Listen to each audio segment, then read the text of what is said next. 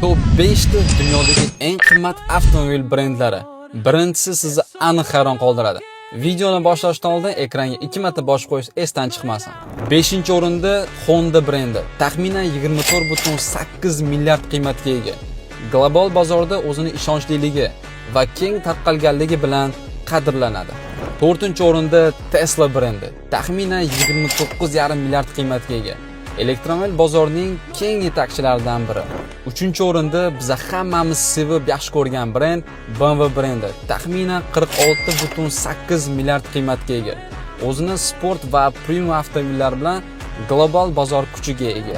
2-o'rinda o'zini premium klass avtomobillar bilan dunyoga mashhur bo'lgan brend Mercedes-Benz, taxminan 50,1 milliard qiymatga ega.